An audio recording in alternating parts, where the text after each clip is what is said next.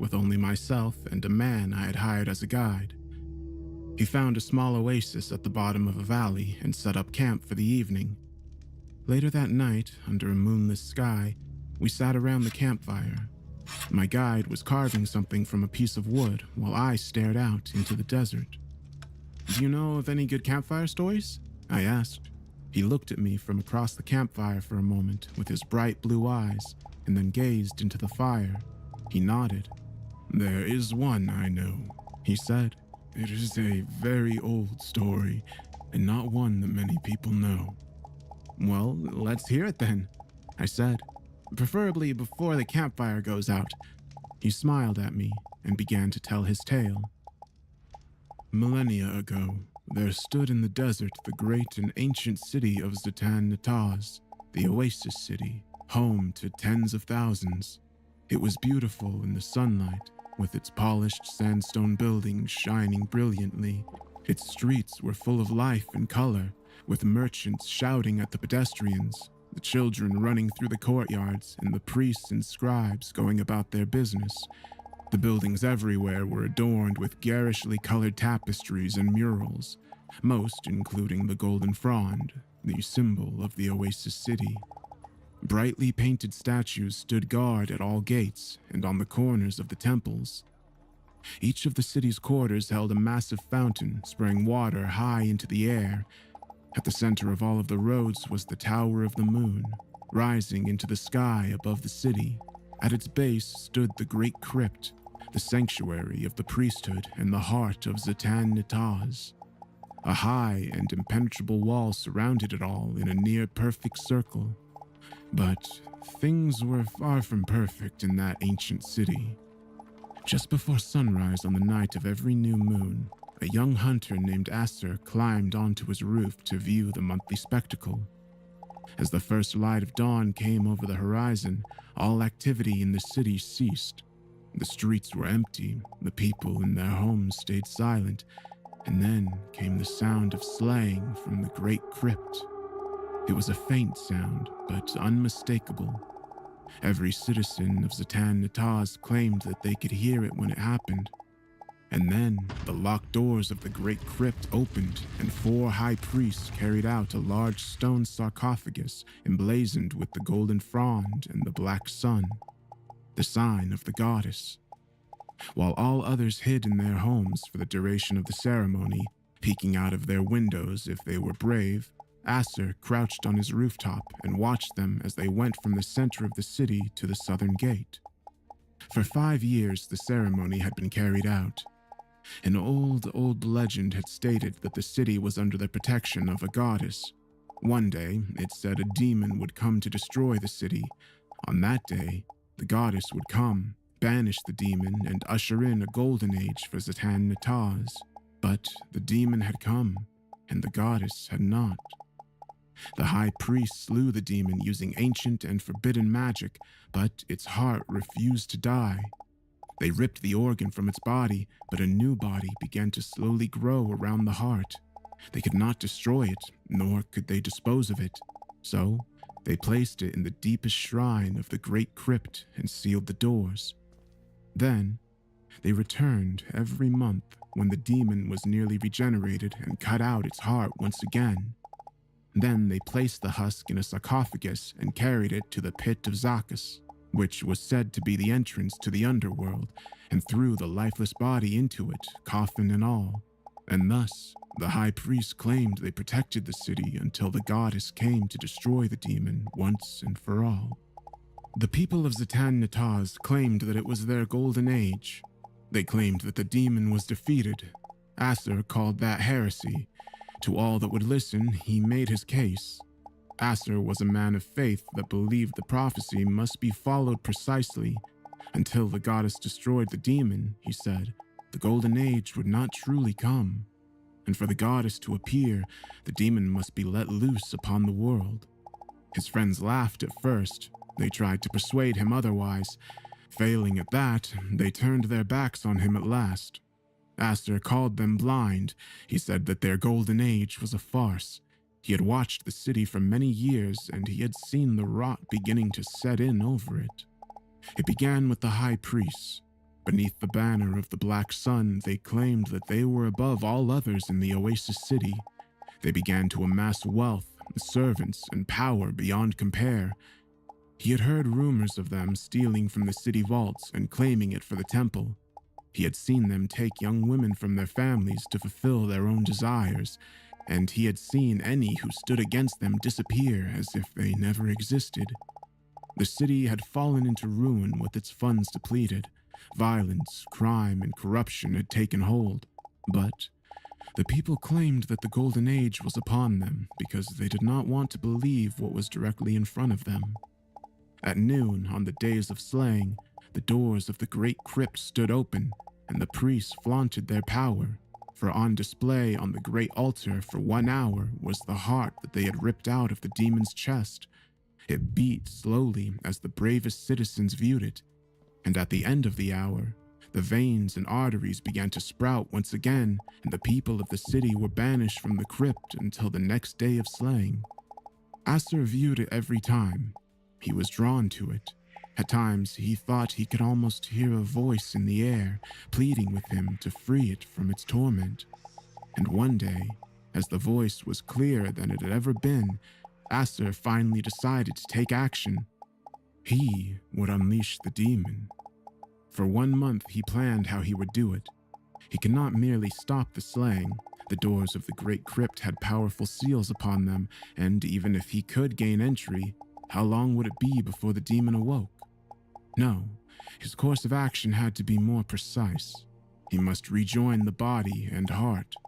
He knew the course of the priest transporting the husk to the pit of Zacchus. Along the way, there was a large boulder that had been there since before the first stone of Zatan Nataz was laid. It was there that he must wait. He readied his bow, which he had practiced with since he was a small child. His aim was near perfect. He let out his arrows and performed certain rituals and blessings over them, saying that what blood they spilled would be for the greater good. And so, the next day of slaying came. Acer had hidden behind the great boulder a day before and camped there. He had no fear of being discovered, for none but the holy men with their load traveled toward the pit of Zacchus. Dawn came and the city went silent, and despite being half a mile from the city gates, Acer heard the sound of slaying. Over the years, he had come to know the exact timing and pace of the high priest traveling with the great stone sarcophagus, so he waited, knowing exactly when they would cross in front of the boulder. And exactly when he expected, he heard footfalls on the other side of his refuge. He circled the stone quietly so that he came around the road behind them. As he moved onto the road, he saw them walking slowly ahead of him with their backs turned. He drew his bow and aimed for the priest to the front and right, the farthest away from him. His years of training had served him well, for the arrow found its target in the back of the priest's head. The other 3 staggered, as one edge of the sarcophagus was no longer held aloft. Acer drew his next shot and fired at the priest on the back right. The arrow struck him in the back and he fell. With that, the sarcophagus tumbled to the right, its side slamming into the dirt path. Its heavy stone lid loosened and fell to the ground. Its contents struck the side with a dull thud. By now, the remaining priests had turned and seen him. They drew their ceremonial blades and charged. Before the nearest could reach him, Acer had buried an arrow in his throat. As the last man ran at him, Acer drew and fired his 4th arrow, and then something happened that did not happen often. He missed.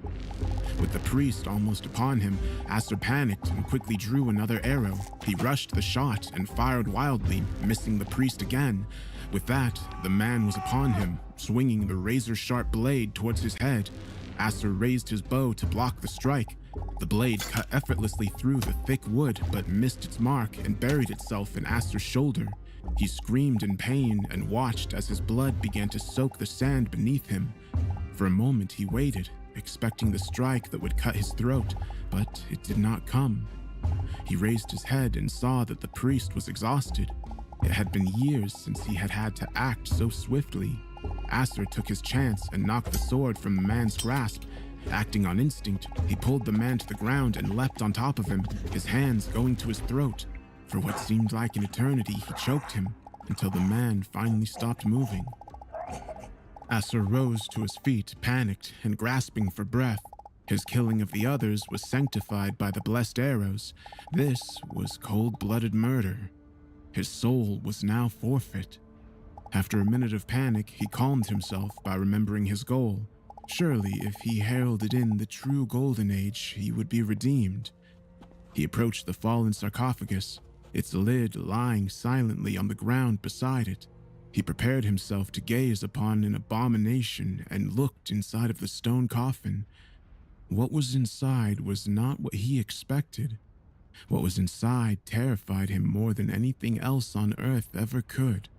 After many minutes of staring, he carefully gathered up the contents in a large burlap sack, painfully hefted them over his good shoulder, and ran back towards Zatan Nataz. For hours he hid in a darkened alley with his prize. It seemed like an eternity. Finally, he saw the sun rise directly above him, and he knew it was time. The priests would not be suspicious at first, for Asser was already present at the displaying of the heart.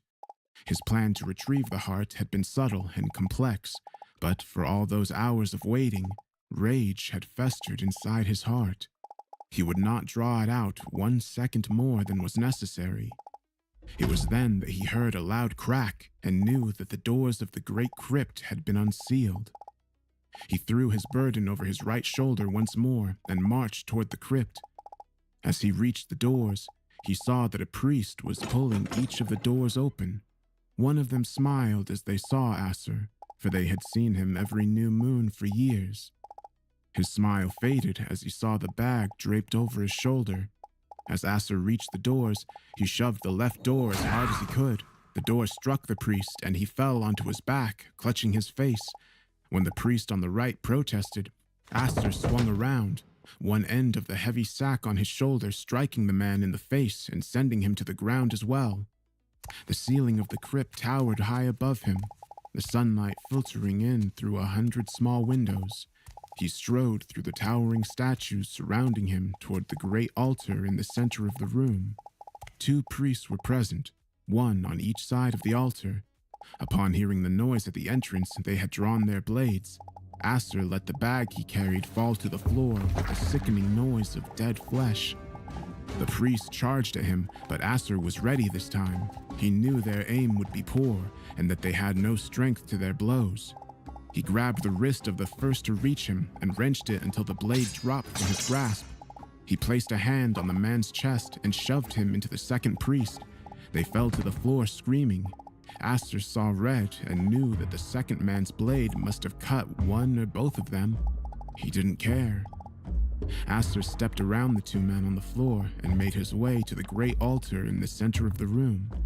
The light from the windows above made the golden altar shine brilliantly, but what Asser wanted was the lump of dull flesh sitting on top of it. A shudder ran through him as he picked the heart up off the altar. The beating was slow and faint, but there nonetheless. Asser closed his eyes and began to silently mouth a prayer. Before he could finish it, a hand roughly grabbed his wounded shoulder from behind. His arm exploded in pain as he was spun around. Opening his eyes, he saw a large man clad in leather armor towering above him. The dull leather was emblazoned with the symbol of the Black Sun. Asser had little time to react as a heavy fist struck him in the face and everything faded to black. Asser awoke in a room the likes of which he had never seen before. He had been seated in a heavy wooden chair. He did not seem to be bound in any way. In front of him stood a tall central stand containing a dimly burning torch. The light cut through the darkness around him, casting strange shadows on the walls. This was unsettling, as Asser could see nothing between the torch and the walls that could be casting the shadows. The walls were covered in paintings that may have looked normal in the light, but underneath the dim light and shadows, there was not one of them that did not look demonic. Graceful figures became twisted and scarred. Beneath him on the floor was a carpet made from the hides of animals he did not recognize. Several seconds after he awoke, He heard a door open behind him. Soft footsteps approached his back, and he heard a low voice. "I presumed that my personal study might give us a bit more privacy than the cells in the dungeon," the voice said. A tall man, clad in the same branded armor, walked in front of him. He turned and stood directly between Acer and the torch, his figure silhouetted against the dim light at his back. Acer could make out nothing about his face except for a pair of flashing blue eyes that stared back at him. "Allow me to introduce myself," said the strange man. "I am Sukaz, head of the Guardians of the Priesthood. You won't have heard of us, of course. We take care to make sure of that. We find it makes our job easier." As Acer's head fully cleared, the rage returned, stronger than before. "What have you done?" Acer said in a low growl. "I have done nothing," said Sukaz. "You, on the other hand, have committed several acts of murder, put the people of the city into a panic, and almost ruined many years of hard work." "You know what I mean," said Acer. "What was that?" The rage was evident in his voice. He saw a flash of white as Sukaz grinned at him. "Ah, you mean what was in the sarcophagus, but you don't need me to tell you that. You knew the moment you saw it, whether you want to believe it or not." Acer thought back to the hours before, when he gazed into the great stone coffin. There was a corpse inside, but it was no demon. It was the body of a woman. She was tall, beautiful, and regal. He had seen the skin of the body shine faintly, bathing the inside of the sarcophagus with light. Acer said his next words slowly and deliberately, rage permeating every syllable. "You slaughtered a god." "Yes, repeatedly," said Sukaz. Acer leapt from the chair he was seated in, his hands going for Sukaz's throat. As soon as he had risen, the man's fist crashed directly into his jaw. He fell back onto the chair painfully, tasting blood and feeling that 2 teeth were missing from the right side of his jaw. "Do not think you can kill me as easily as a few pampered high priests. Luck has been on your side this far. It will not be again." Acer drew himself back up in the chair, but remained seated. He glared back at the man in front of him, tears beginning to well up in his eyes. "How in the name of all that is holy can you do such a thing?" asked Acer, his voice nearly breaking. "To be fair," said Sukaz with a maddening tone of superiority, "I have never killed her myself. You can credit your illustrious priesthood with that. As for why, they do it because of the one thing that drives all men." "And that is?" "Fear," said Sukaz. 5 years ago, the high priests began to descend into a state of arrogance and decadence. They began to amass power, created the Guardians, and robbed the city blind. And then she appeared, the very goddess these priests claimed to work on behalf of. And on that day, those men that once thought themselves righteous feared judgment more than any. Sukaz laughed softly. "I'm not sure who struck the blow, but before she could say one word to them, a priest drew his blade and impaled her through the heart. Then they saw the blood withdraw and the wound begin to heal. They had been afraid of judgment for their pride. Now they were petrified of judgment for the murder of a deity. And so, the cycle began." 5 years? said Acer. 5 years? How many times has it been? How many corpses have been thrown into the pit? Why do they let this continue? He was sure that someone outside would hear his screams, but Sukaz just stood there and let him continue. When he finally stopped, the man left. "Your people are cowards," said Sukaz. "They cannot face what they see in front of them. Their city could be burning around them and they would not notice." "The city is burning!" screamed Sukaz. "And you know it! How do you let this happen day in and day out?" "Because the world may be better off with it gone. The Oasis City is dead and rotting. It must be cut off like a gangrenous limb." The man's tone changed as he said those words. His voice echoed from the walls around them. Acer's rage began to dim. Fear began to replace it. "Who are you?" Acer asked, his voice lowered to a whisper. Sukaz crossed his arms and looked up toward the ceiling, as if trying to find the correct words to say. After a few seconds, he circled the torch in the center of the room until he came to a stop on the side opposite Acer.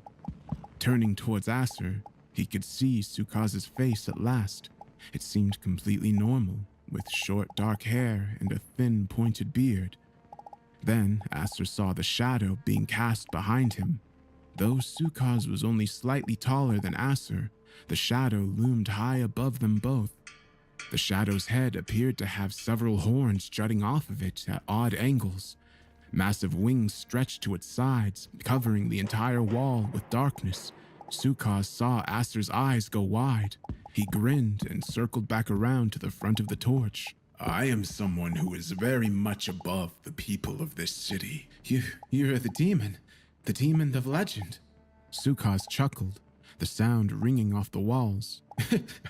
Demon? No, said Sukaz, shaking his head. I prefer to see myself as more of an angel, one with a very specific purpose. Destruction? Said Acer. Change, said Sukaz. Nothing lasts forever in this world. To try to do so is folly. He moved closer to Acer, who cowered in his seat. All men die, all cities fall to ruin, and all empires crumble. It is the natural order of things. Your city, your goddess, and your people try to work against nature itself. It wasn't all the priests, was it? Asked Acer, finding some small semblance of courage. That depends, said Sukaz, the tone of superiority coming back into his voice. I may have started their decline into corruption, I may have caused them to doubt their beliefs, and I may have implanted their fear of their goddess, but I did not draw that blade, and I have not touched her. You won't get away with this, said Acer, his voice finally confident once again. I won't let you do this. The goddess will live again. Sukaz tilted his head to one side and looked silently at Acer, a questioning look in his eyes. Very well. You are free to go. Acer's jaw dropped, and a dumbfounded look came onto his face. Really? You're not going to imprison me? Kill me? Would you like me to? Asked Sukaz. Acer stared back silently. No, my friend. It is not my place to kill you.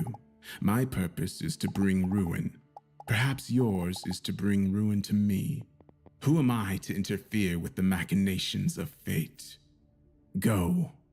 Still staring at the man in front of him, Acer slowly got up from the chair.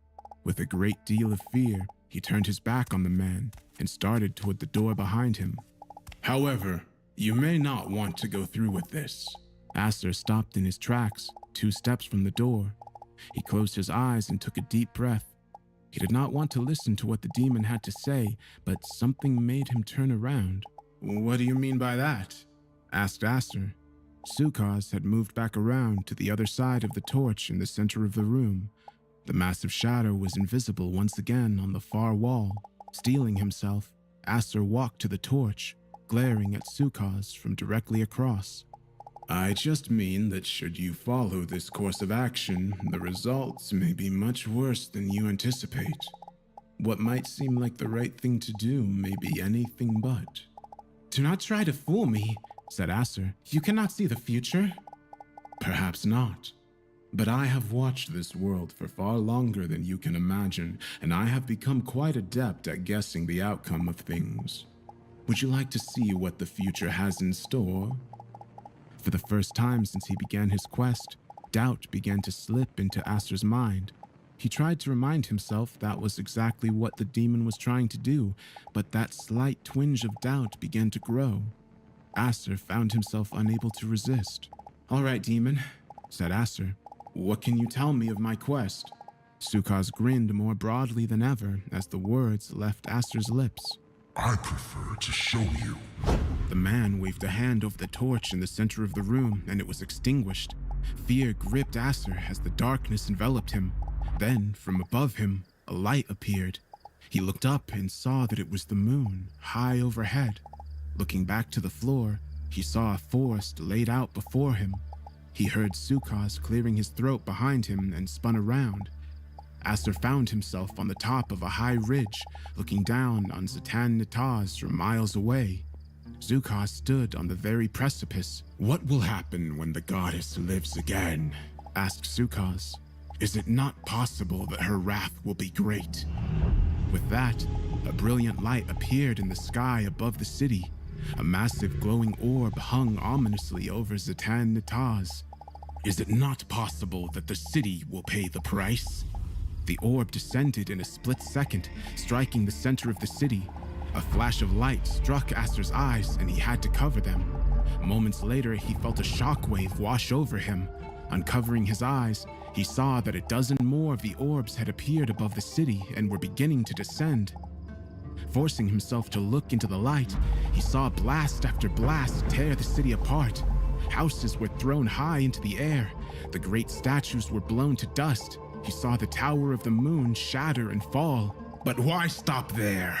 Will her wrath not be great enough to punish the world of men as a whole? The entire sky was suddenly alight with the massive orbs. They began to move outward, traveling toward the far eastern cities and the coastal cities of the north. Would you watch the world burn just for your hope? The great orb nearest to them in the sky began to descend directly towards Aster. In seconds, the light had engulfed him and he could see nothing. Aster steeled himself, closing his eyes, and tried to ignore the vision before him. "That will not happen," said Aster. "Our goddess is merciful and just. She would never punish those who have not wronged her." His voice was confident, but in his mind, the seed of doubt began to grow larger. After a moment, Sukaz spoke again through the light. "Perhaps," he said. "So let us assume you are right and that your goddess is not the wrathful sort. Let us assume that your beloved golden age does indeed come after my demise." The light around Aster dimmed and began to flicker. He slowly opened his eyes and looked around him. He was in the battered husk of a city. Tall wooden houses burned around him.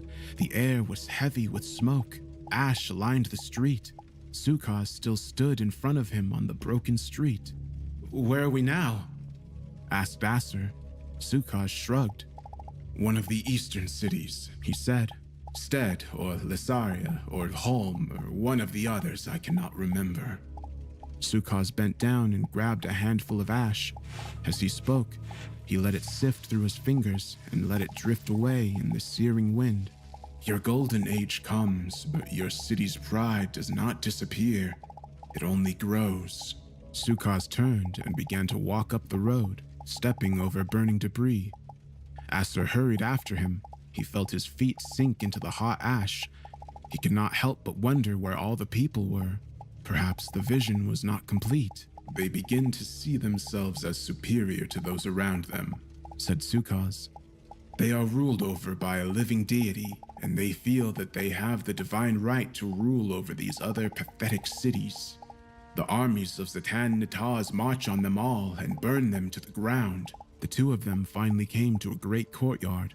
Aster moved ahead of Sukaz and saw that the paved area had been ripped apart and that great pits had been dug into the earth. Moving towards one, he saw that it was not a pit, but a mass grave.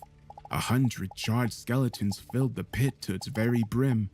He saw movement at the center of the courtyard and his attention was torn away from the bodies. The smoke cleared and he could see a banner flying proudly.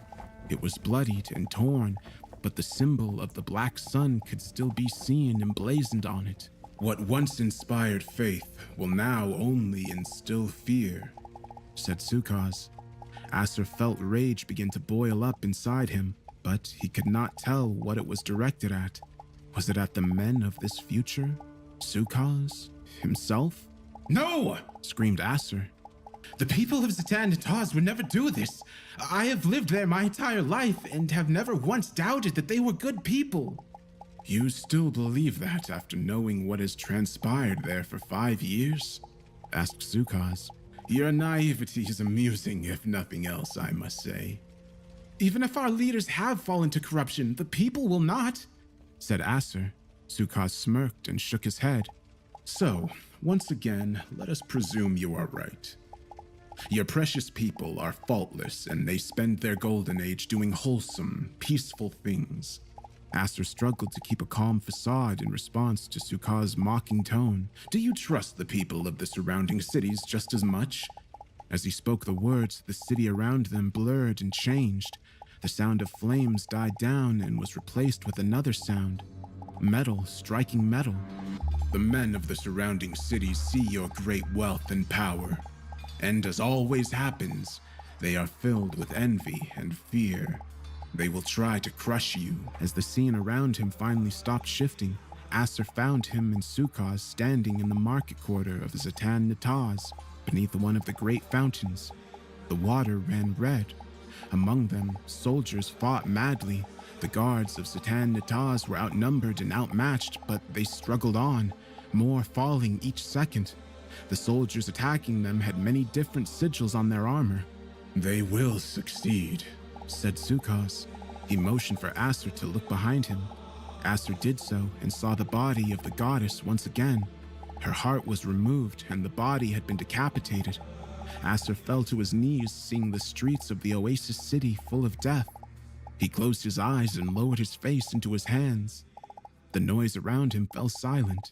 He looked up and found himself in Sukaz's study once again, the torch shining dimly from its stand. Aster felt his head spinning. Sukaz stood over him, arms crossed, awaiting a response.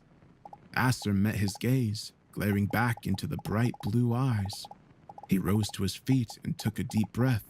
So, said Sukaz, what is your course of action now? It was almost a minute before Aster replied. I believe in the goddess. I believe in the city of Zatan Nataz, and I believe in all people. I will see your downfall, demon, no matter the cost. There was no trace of uncertainty in his voice. There was not even any rage. There was only a conviction that brought a look of shock to Sukaz's face. Aster shoved Sukaz away from him and went for the door. Stop, said Sukaz. Aster sighed and waited, keeping his back to him. Going to kill me now? He asked. He heard Sukaz's footsteps approach his back. No, said Sukaz. I'm not going to be that kind. Then what do you want? Asked Aster. He felt Sukaz's breath on the back of his neck. You have seen what could happen, whispered Sukaz. But now you must know what will happen. Aster remained silent. I gave you a chance to stop your fool's crusade and live out your days in peace. The same way I gave your priests a chance to save themselves and repent, but they failed to take it, and now so have you. I will not listen to more of your lies, demon. Then listen to the truth, said Sukaz, his voice raising. You will go and tell the people of me and your high priests. And do you know what they will do? They will call you mad and heretic, and they will take you and lock you away in the Tower of the Moon in a tiny cell with one tiny window. And every new moon you will look out that window and wonder if it is finally the day that the high priests break the cycle and release your precious goddess. And that day will never come. Aster closed his eyes and focused his thoughts inward, ignoring Sukaz, whose voice rose with every word. You will watch your city travel the road to destruction. You will live out your life in that cell waiting for the day to come, and on your deathbed, you will finally know that that day will never come. Sukaz grabbed Aster by the shoulder and spun him around, screaming directly into his face. Where will your faith be then? Sukaz finally fell silent. Aster reached up and removed his hand from his shoulder. He looked back into the demon's eyes and smiled. The same place it has always been, said Aster. Sukaz glared back and returned the smile. You think you will be rewarded in death as a martyr, said Sukaz.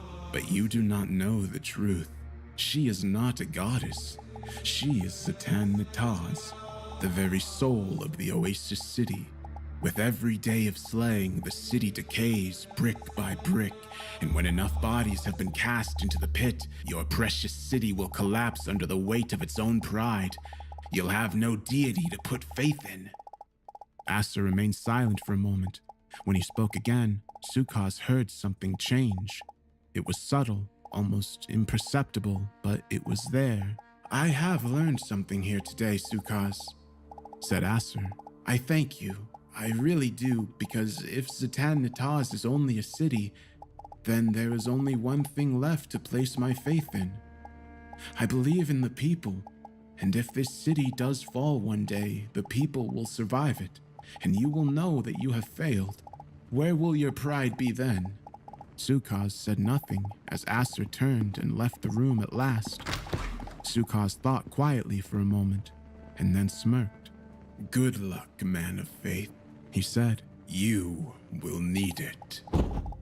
The torch went out, and the room descended back into darkness. My guide stopped talking and began carving once again. I waited a minute for him to resume before speaking. Well? I asked. What happened then? He looked up at me and smiled. There are no records that still remain from that ancient city, he said. I sighed and got up from the campfire. I grabbed a torch and stuck it into the fire. After lighting it, I walked toward the spring a short walk away from our camp. I kept talking as I walked away. So, do you think the place even existed? I asked. There are certain relics that have been found that supposedly come from the Oasis City. I reached the spring, planted the torch into the earth beside me, and drank a handful of water.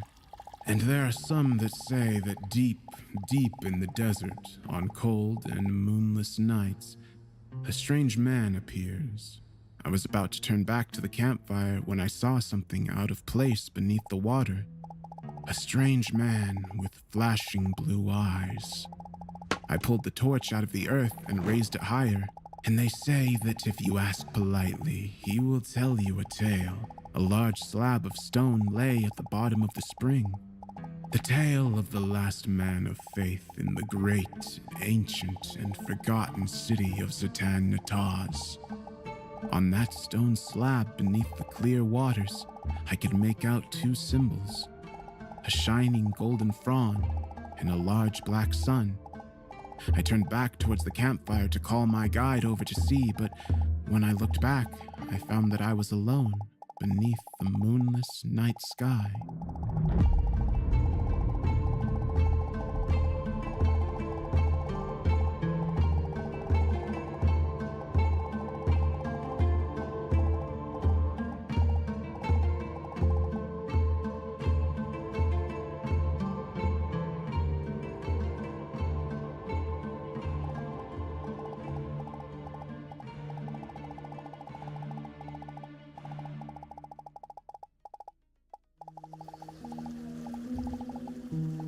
What a frickin' mess this is.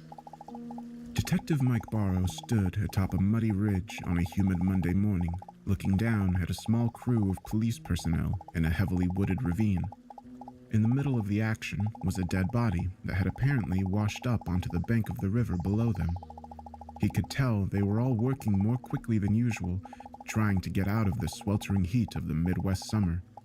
The storm the night before hadn't helped matters. The entire riverbed was swarming with insects.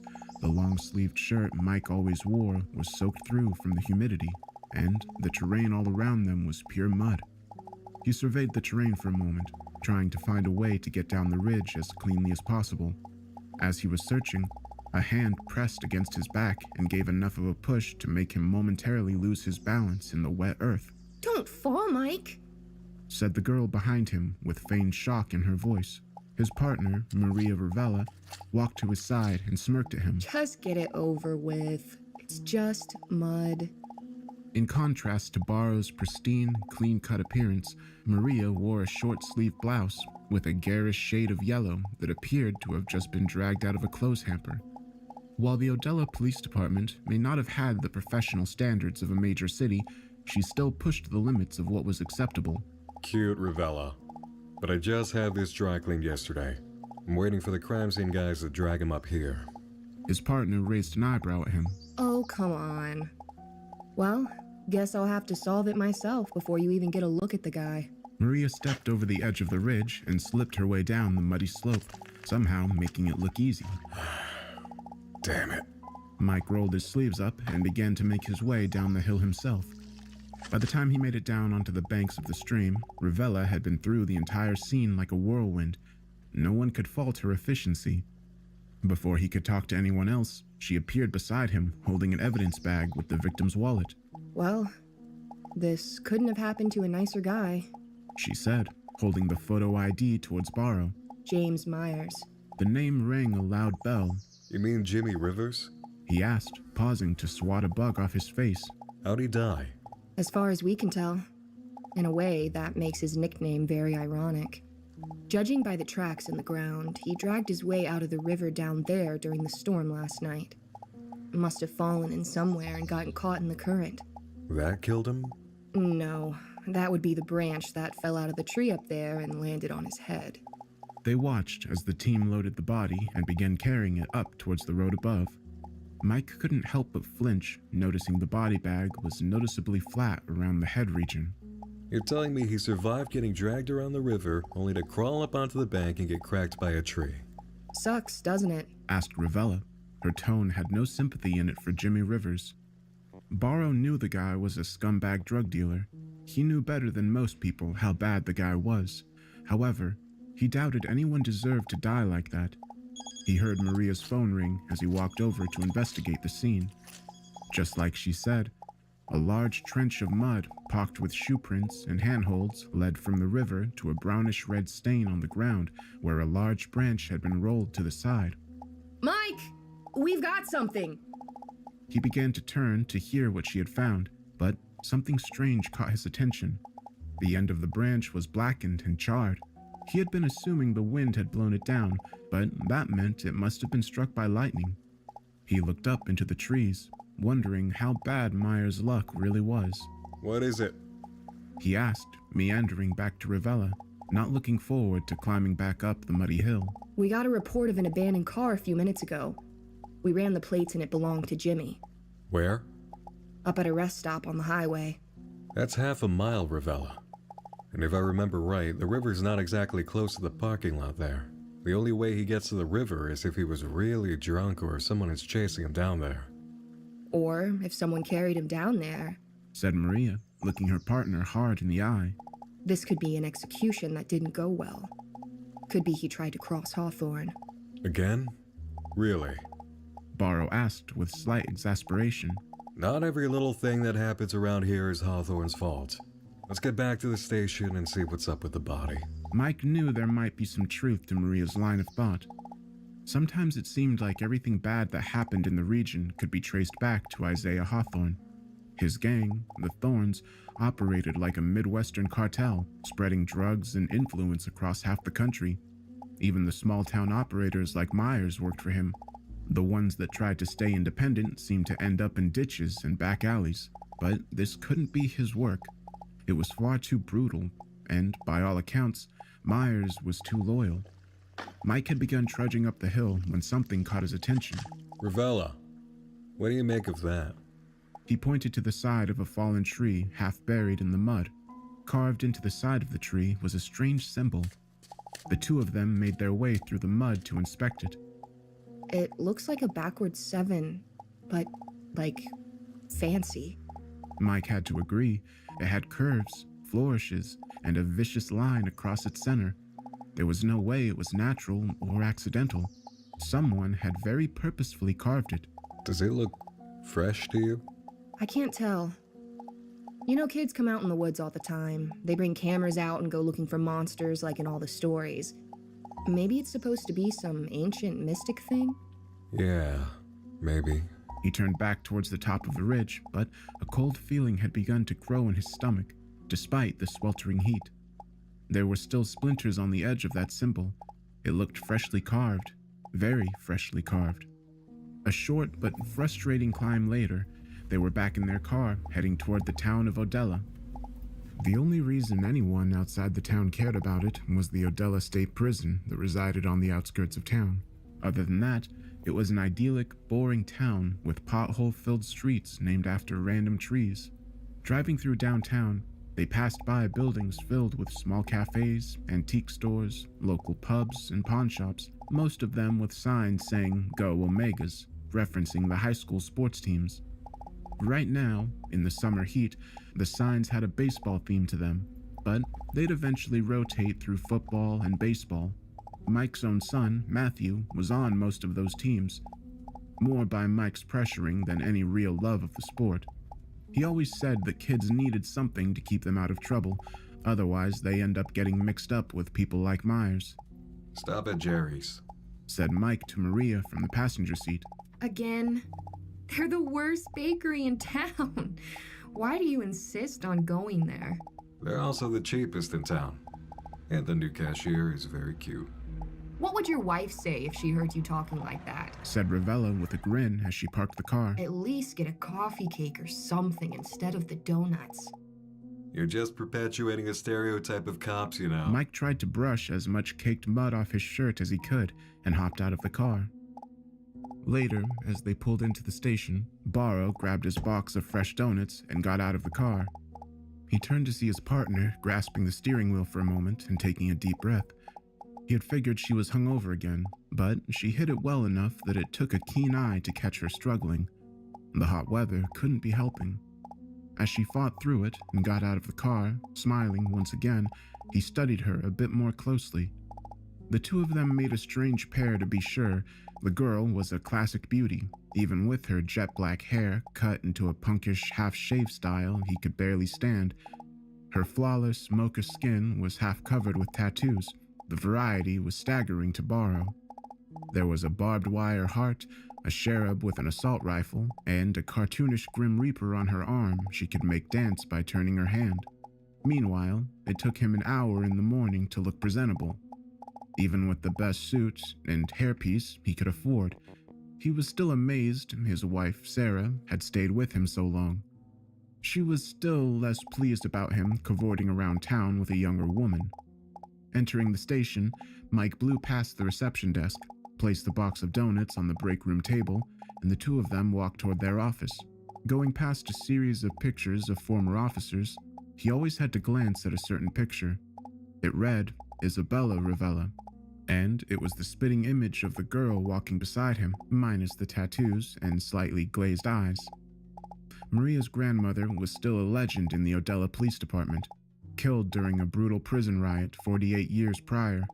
That was the main reason a blind eye was turned to her lack of professionalism and worrisome obsession with Hawthorne. Later, at the end of their shifts, they were no better off than before. Myers had no drugs or alcohol in his system. His tracks were the only ones leading to the river from the rest stop, and they had no witnesses, leads, evidence, or promising suspects. Don't tell me we're giving up on this.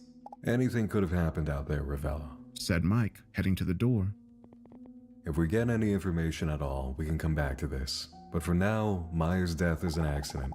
For all we know, he was taking a piss by the river and got hit by a gust of wind. Karma coming back to bite him in the ass? Whatever you want. I've got to get into the high school, though. I'm trying to get the game in before another storm hits tonight, and my wife will kill me if I miss another one. Matthew still warming the bench? Asked Maria with a smirk. Yeah, but he's good at it. See you tomorrow, Ravella. Keep out of trouble. Will do. Said Maria, well aware they both knew she'd be at 5th Street Pub in 10 minutes. It was as normal a night as Mike could hope for. The Omegas lost their third game in a row, and everyone scattered out of the diamond as rain set in. Between the storm and the case, he didn't get much sleep that night. Myers' death might actually be an accident, but Mike doubted it. He knew the man's reputation too well. He had blood on his hands, and too many people that wanted him dead. If someone did get some revenge on him, good for them. When Hawthorne found out about it, though, may God have mercy on their soul. Almost immediately the next morning, another call came in about a mysterious death. It almost came as a relief to Mike to be able to get his mind off the drug dealer. It was much less of a relief when he saw the address was an old apartment complex on the outskirts of town. It wasn't the friendliest place in town, and he wasn't particularly welcome there after certain events several years earlier. In fact, the building's landlord, Carla Stanton, might be the only person who liked him in the entire block. 20 minutes later, Mike was standing on the edge of the apartment complex pool, looking at Carla's body floating in the water, the scent of chlorine almost overpowering in the heat. While Ravella talked to the lead crime scene investigator, he scanned the 3-story block of apartments surrounding the central courtyard with the pool. There were plenty of curtains shifting and eyes watching. The last thing these people wanted was for the cops to come around asking questions. If anyone knew who was responsible, these people weren't going to cover for them. It was no secret that the stately 40-something woman wasn't the most popular landlord in the world. Between rent hikes, the sketchy state of the repair building, and more than a few questionable evictions, the list of subjects would be a long one. Mike turned to find Maria walking towards him. Well, this one's going to be weird, She said with a consternated expression. They have a cause of death already? A pretty solid one, too. She got pitched off her balcony up there and died hitting the water. You're joking. He looked up at the 3rd floor. The apartments on the ends did indeed have balconies jutting out into the air. The issue was that the balcony outside of Carla's corner flat was a good 60 feet away from the pool. You're saying that someone threw her off of her balcony while she was alive and probably struggling and hit dead center in the pool from that distance. I said it was going to be weird. And it gets weirder. Great. What now?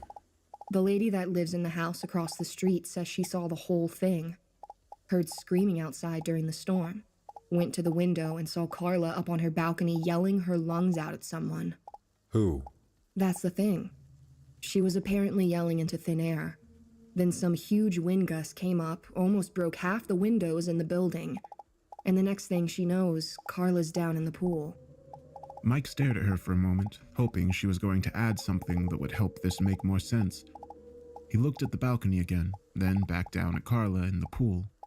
He had a flashback to Jimmy Rivers laying in the ravine 2 days ago with no explanation other than, The storm did it. there was something bigger going on here, but damned if he knew what. It was as he was about to walk away from the pool that he saw it. A mark scratched into the concrete.